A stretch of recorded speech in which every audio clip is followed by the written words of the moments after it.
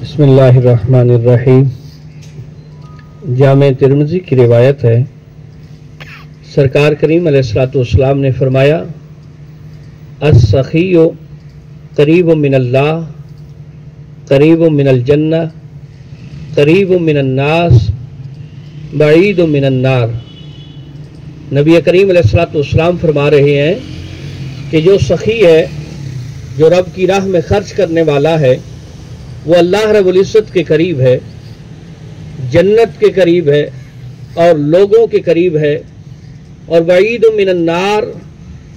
اور دوزخ کی آگ سے بہت دور ہے۔ اور فرمایا والبخیل بعید من الجنہ، بعید من الناس، قریب من النار،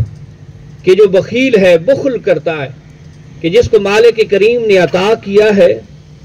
اس کے باوجود وہ رب کی راہ میں خرچ نہیں کرتا، فرمایا وہ جنت سے دور ہے، وہ لوگوں سے بھی دور ہے، اور دوزخ کی آگ کے بہت زیادہ قریب ہے۔ اور فرمایا والجاہل سخی احب الی اللہ، کہ جاہل جو سخی،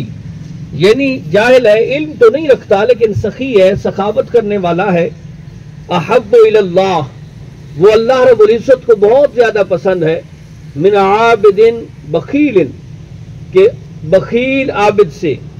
یعنی عبادت گزار تو ہے لیکن بخل کرنے والا ہے، اس سے رب کی بارگاہ میں وہ جاہل جو اتنا زیادہ عبادت گزار تو نہیں لیکن مالک کریم نے اسے رزق دیا ہے اور اس میں سے وہ رب کی راہ میں خرچ کرتا ہے،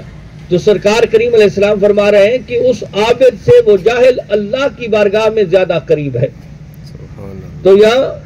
یہ بات ہمیں سمجھنی چاہیے کہ مالک کریم نے جو عطا کیا ہے رزق، اس میں سے اللہ کا حق